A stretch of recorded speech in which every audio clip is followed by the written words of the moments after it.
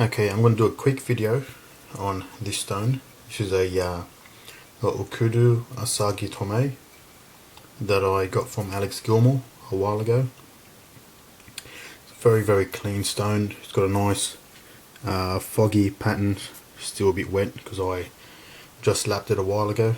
It's not a very thick stone. It's sort of tapers down and it's a little bit thin down this end. But it's a very hard stone, so this is not going to wear out anytime soon. The reason why I'm doing a video is because this stone is actually going to someone else, and I want to do a quick demo on it before I let it go. I like to use it in a stone holder just to get a little bit of height.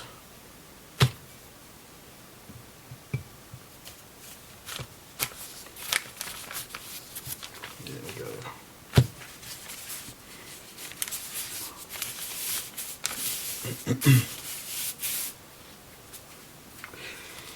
And what I'm going to do is raise a slurry using a matching tomonagura. And as you can see here,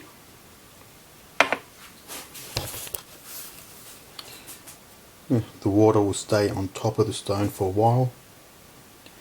It actually takes time for it to absorb because it's very hard and dense. Okay.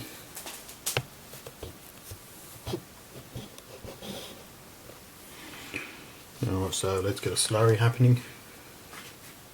Just knock off some excess water.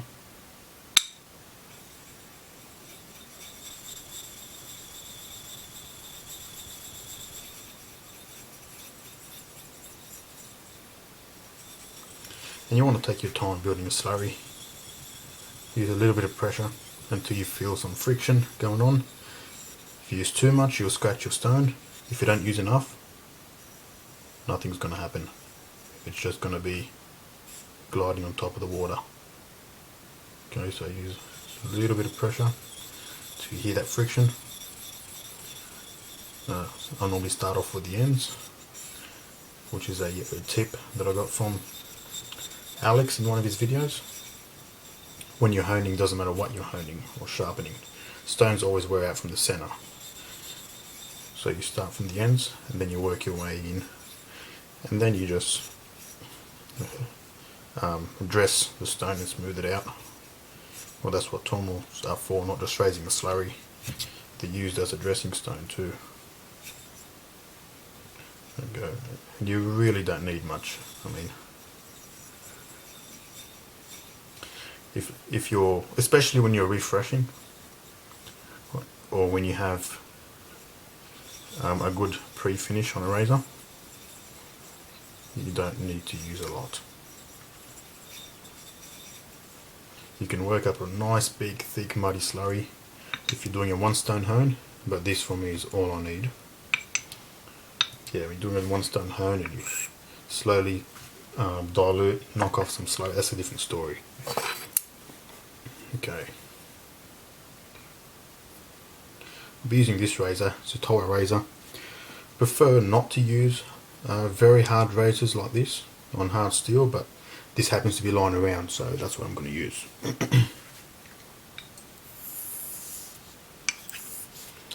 Okay.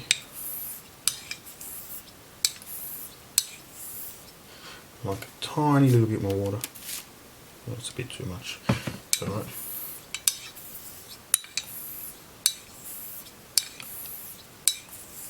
And whatever sound you hear coming off it is going to be amplified because this is right in front of the camera. It's very close to it.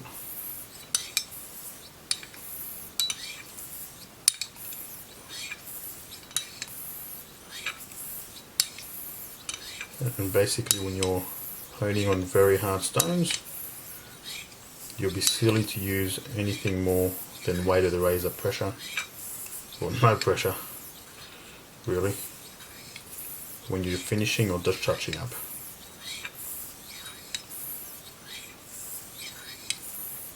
You want to watch for the slurry undercut.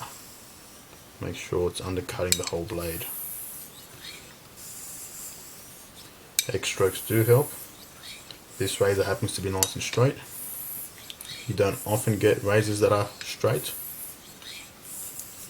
that are vintages, or possibly, you know, someone could have honed them on stones that weren't flat, and then all of a sudden you've got to correct it. And that's another reason why I set the bevel on any razor I get that I haven't touched. I don't care how good of an edge it has. You don't know how much pressure they've used, what progression they've used, and how flat those stones are. Instead of playing a guessing game, just reset the bevel, do it once, and that's it.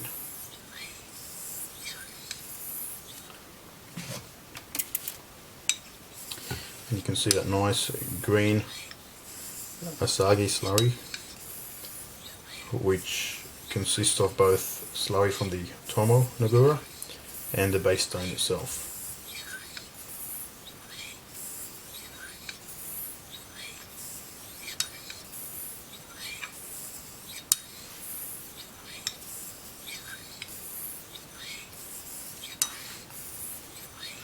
I mean, this stone has really nice feedback.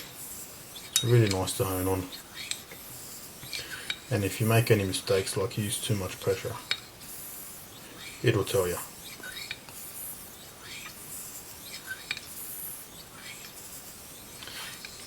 For a stone this hard, it's got very good cutting speed, and you really don't need to spend hours on it. If you really want to, you can finish now, but I'll just keep going for the purpose of the demo.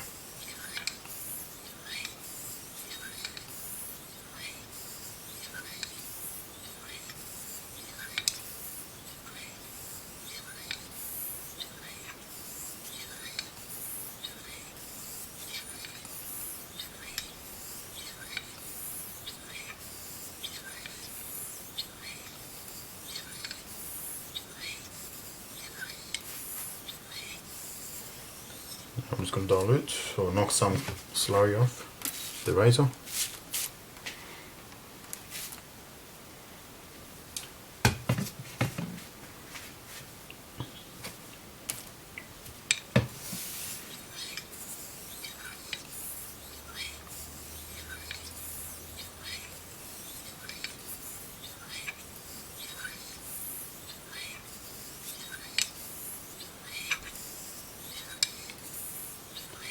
Now generally with stones that are this hard,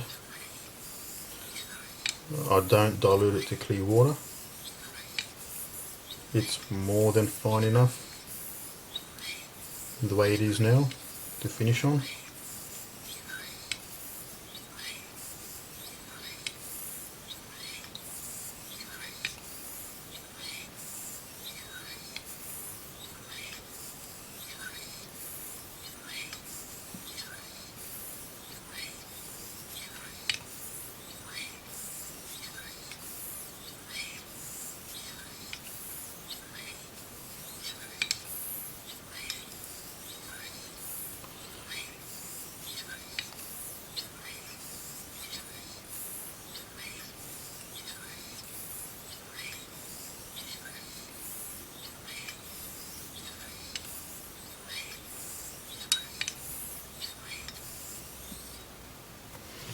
Alright, last dilution.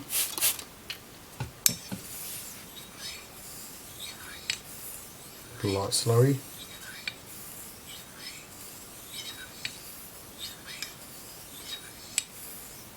And just finishing touches.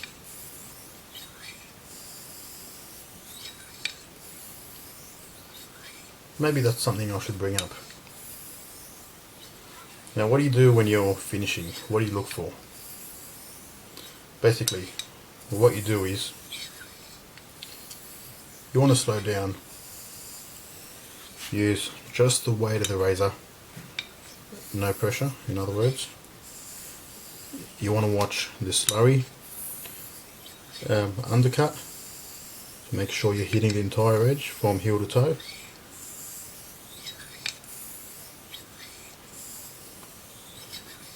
You want to feel what's going on underneath the blade.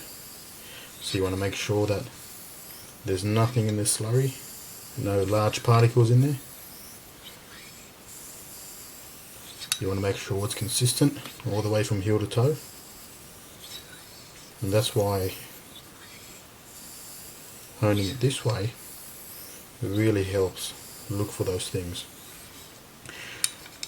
And that's also why I don't do stupid half strokes where people hold the razor like this and they start going up and down like crazy using bevel setting pressure on a finishing stone, because to me that's just stupid.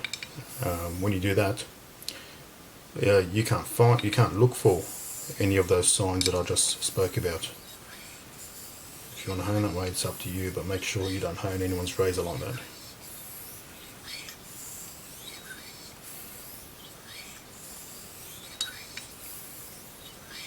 Personally, if I sent out a razor and someone honed it like that, I'd punch them in the head.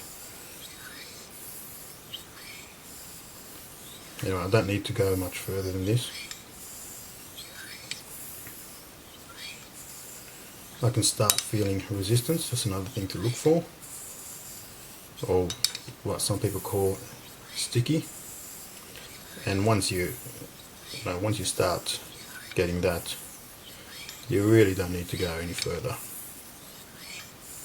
If you get too carried away, and I don't know, you'll probably feel the urge to use pressure due to the resistance. But that's pretty much it. And so this was just a little demo on this stone, so that the person that's going to receive this stone can see it. And also, wanted to throw in a few basic tips there on honing on hard stones and finishing on them and what to look for. I hope this helps, and I'll try and post an edge photo in the honing group once I'm done.